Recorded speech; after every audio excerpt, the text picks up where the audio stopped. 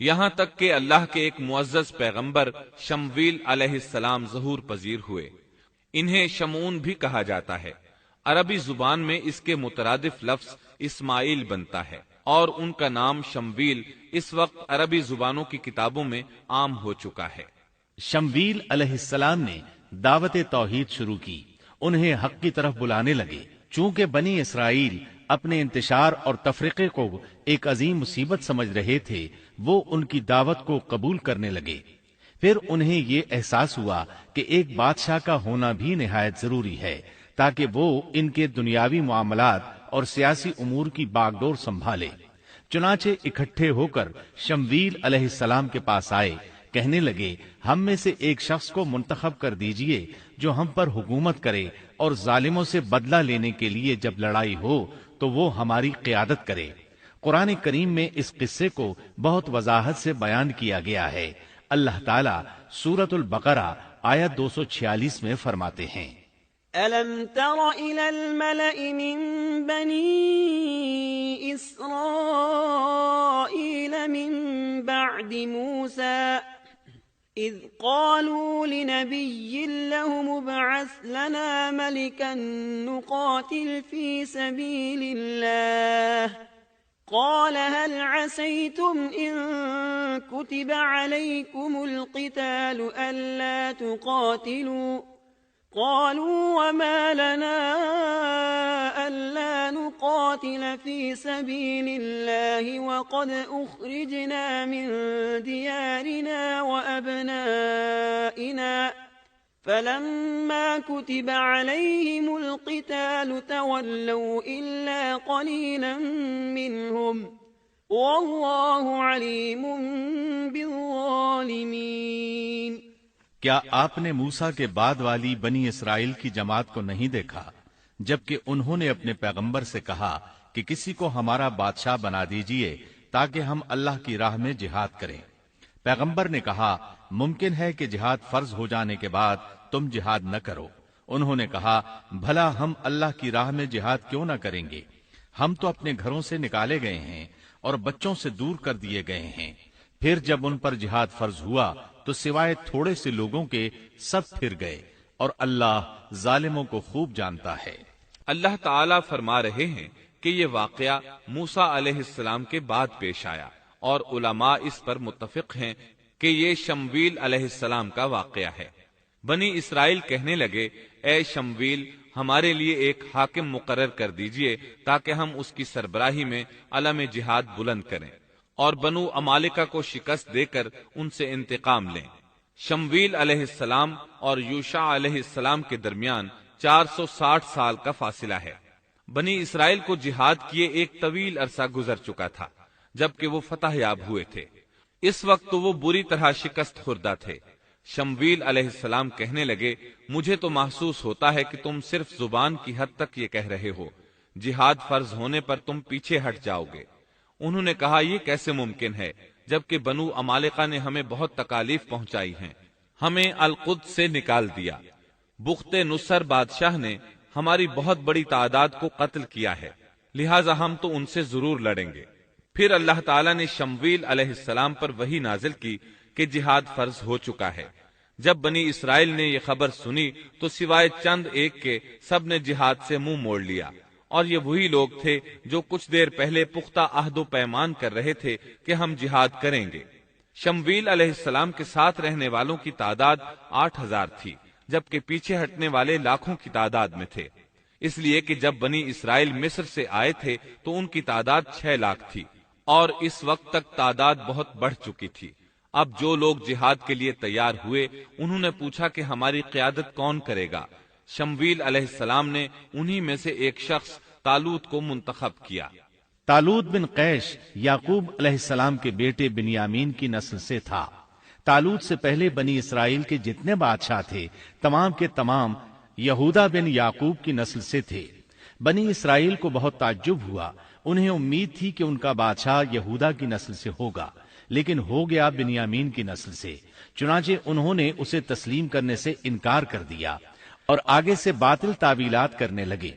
اللہ تعالیٰ سورۃ البقرہ آیت 247 میں فرماتے ہیں، وقال لهم نبيهم إن الله قد بعث لكم طالوت ملكا قالوا أنى يكون له الملك علينا ونحن أحق بالملك منه ولم يؤت سعة من المال قال إن الله اصطفاه عليكم وزاده بسطة في العلم والجسم والله يؤتي ملكه من يشاء واللہ واسع علیم۔ اور ان سے ان کے نبی نے فرمایا کہ اللہ تعالیٰ نے طالوت کو تمہارا بادشاہ بنا دیا ہے، تو وہ کہنے لگے کہ بھلا اس کی ہم پر حکومت کیسے ہو سکتی ہے؟ اس سے تو کہیں زیادہ بادشاہت کے حقدار ہم ہیں، اس کو تو مال میں فراخی بھی نہیں عطا کی گئی ہے۔ نبی نے فرمایا، سنو، اللہ تعالیٰ نے اسی کو تم پر برگزیدہ کیا ہے، اسے علمی اور جسمانی برتری بھی عطا فرمائی ہے۔ بات یہ ہے کہ اللہ جسے چاہے اپنا ملک دے، اللہ تعالیٰ کشادگی والا، علم والا ہے۔ طالوت ایک غریب آدمی تھا، مالی حیثیت بھی اچھی نہیں تھی، چمڑوں کو رنگ کر پیٹ پالتا تھا، لیکن اس وقت علم و حکمت میں اس کا کوئی ثانی نہیں تھا، اور جسمانی ڈیل ڈول بھی اس قدر تھا کہ جو ایک بار دیکھتا ہی رہ جاتا۔ اللہ نے اسے بہت اچھا جسم اور اعضاء عطا فرمائے تھے، رنگ بھی سفید تھا، لیکن چونکہ وہ یہودا کی نسل سے نہیں تھا، اس لیے وہ کہنے لگے اس کی نسبت تو ہم زیادہ حقدار ہیں کہ بادشاہ بنے۔ ان کی بات کا جواب شمویل علیہ السلام نے یہ دیا کہ یہ انتخاب میرا نہیں، اللہ تعالیٰ کا ہے، اور بادشاہت کے لیے عقل اور جسمانی طاقت کی ضرورت ہوتی ہے۔ بادشاہت یوں بھی اللہ کے اختیار میں ہے، جسے چاہے عطا کر دے۔ یہ سن کر ان میں سے اکثر نے لڑنے سے انکار کر دیا، اللہ کے نبی کی اطاعت بھی چھوڑ گئے۔ اس نازک موقع پر شمویل علیہ السلام نے ان سے کہا، اگر میں تمہارے پاس کوئی ایسا نشان اور معجزہ لے آؤں جو ثابت کر دے کہ یہ اللہ کا انتخاب ہے، تو کیا تم میری باتوں پر یقین کر لو گے؟ وہ کہنے لگے، جی ہاں۔ چنانچہ اللہ نے انہیں ایک معجزہ عطا فرمایا۔ اس کا ذکر سورۃ البقرہ آیت 248 میں آیا ہے۔ وقال لهم نبيهم إن آية ملكه أن يأتيكم التابوت فيه سكينة من ربكم وبقية مما ترك آل موسى وآل هارون تحمله الملائكة إن في ذلك لآية لكم إن كنتم مؤمنين۔ ان کے نبی نے ان سے پھر کہا کہ اس کی بادشاہت کی ظاہری نشانی یہ ہے کہ تمہارے پاس وہ صندوق آ جائے گا جس میں تمہارے رب کی طرف سے دل جمعی ہے، اور آل موسیٰ اور آل ہارون کا بقیہ ترکہ ہے، فرشتے اسے اٹھا کر لائیں گے۔ یقیناً یہ تو تمہارے لیے کھلی دلیل ہے اگر تم ایماندار ہو۔ اس آیت میں اللہ تعالیٰ نے شمویل علیہ السلام کی نبوت اور طالوت کی بادشاہی ثابت کرنے کے لیے نازل ہونے والے معجزے اور علامات کا ذکر کیا ہے، یعنی وہ تابوت جسے بنو عمالقہ نے چھین لیا تھا وہ واپس آ جائے گا اور فرشتے اسے اٹھا کر لائیں گے۔ چنانچہ لوگوں کے دیکھتے ہی دیکھتے اللہ کے فرشتوں نے اس تابوت کو لا کر طالوت کے سامنے پیش کر دیا۔ یہ معجزہ دیکھ کر وہ مطیع ہو گئے۔ اب طالوت ان لشکروں کو لے کر دشمن کی طرف بڑھے۔ اللہ تعالیٰ سورۃ البقرہ آیت 249 میں فرماتے ہیں، فلما فصل طالوت بالجنود قال إن الله مبتليكم بنهر فمن شرب منه فليس مني ومن لم يطعمه فإنه مني إلا من اغترف غرفة بيده فشربوا منه إلا قليلا منهم۔ جب طالوت لشکروں کو لے کر نکلے تو کہا، سنو، اللہ تمہیں ایک نہر سے آزمانے والا ہے، جس نے اس میں سے پانی پی لیا وہ میرا نہیں، اور جو اسے نہ چکھے گا وہ میرا ہے۔ ہاں، یہ اور بات ہے کہ اپنے ہاتھ سے ایک چلو بھر لے، لیکن سوائے چند کے باقی سب نے پانی پی لیا۔ جب طالوت نے سفر شروع کیا تو راستے میں ایک نہر آ گئی، ادھر لشکر پیاسا تھا۔ اللہ تعالیٰ نے اس کے ذریعے مخلص لوگوں کو الگ کرنے کے لیے ایک امتحان لیا۔ یہ نہر اردن تھی، فلسطین اور اردن کے درمیان رواں دواں تھی بھی وہ دونوں کے قبضے میں۔ آزمائش اور امتحان کے لیے حکم یہ ہوا کہ باوجود سخت پیاس کے پانی کو استعمال نہ کرنا، صرف ایک چلو بھر کر پینے کی اجازت تھی، اور جو شخص سیر ہو کر پیے گا وہ آپ کے ساتھ نہیں جا سکے گا۔